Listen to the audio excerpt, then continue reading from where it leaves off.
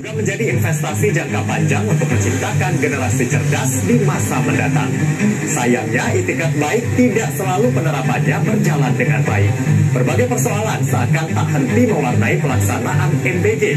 Yang terbaru, salah satu dapur pelaksana MBG melaporkan Yayasan Mitra Badan Gizi Nasional atas dugaan tindak pidana penipuan dan penggelapan karena menahan uang yang sudah dibayar oleh PGN.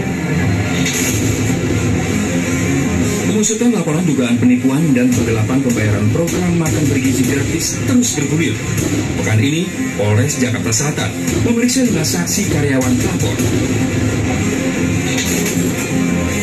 Pihak pelapor adalah Ira Mesra Destiawati, pemilik dapur penyedia MBG untuk SPPG Kalibata, Jakarta Selatan.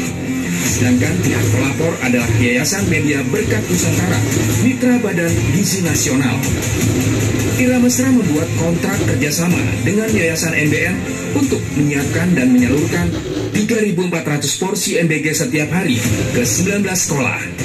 Periode Februari hingga Maret 2025, dapur milik Ira Mesra telah menyalurkan 65 porsi MBG.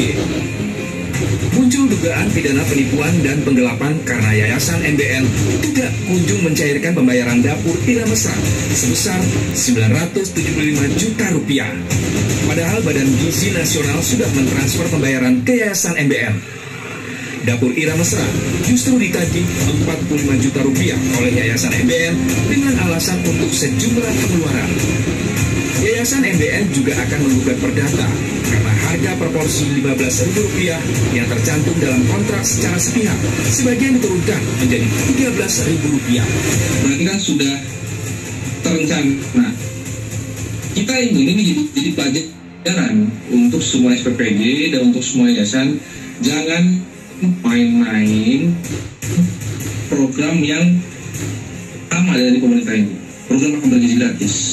Kita pengen tunjukkan kalau misalnya ada yang main-main, ada oknum yang seperti ini lagi, berarti sanksinya adalah 1 tidak.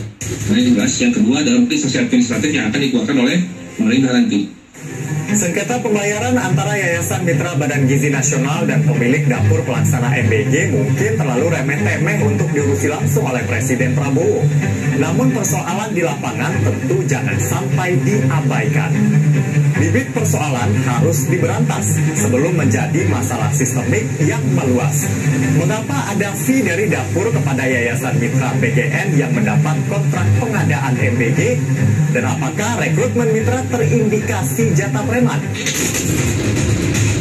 Alokasi anggaran yang terjamin membuat program MBG seperti gula yang segera dikerumuni semut. Dari 41.000 pendaftar, namun hanya 6.000 yang masuk tahap pengajuan proposal. Saat MBG mulai bergulir, hanya 190 yang lolos menjadi mitra PGN. Dari kebutuhan 30.000 dapur, saat ini sudah ada 1.000 yang menjadi mitra BGN. Ditargetkan tahun ini jumlah mitra dapur mencapai 5.000.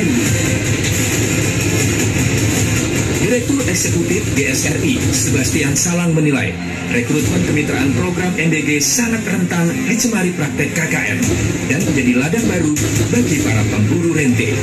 Masalahnya adalah tidak semua orang punya akses ke pusat. Tidak semua orang punya akses ke Badan Gizi Nasional. Satu.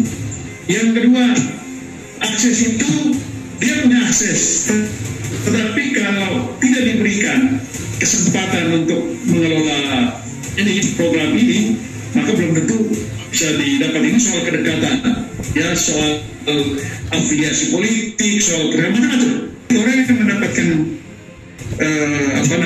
fasilitas, informasi, kemudahan ini, mereka kemudian mencari mitra-mitra di daerah. Pertama, mereka bisa membiayai, lalu kemudian dengan hitung-hitungan tertentu, atau mereka justru mendapat keuntungan dari mitra-mitra di daerah. Keuntungan bentuknya gimana? Keuntungan misalnya sebelum lo mengerjakan ini lo store dulu sekian.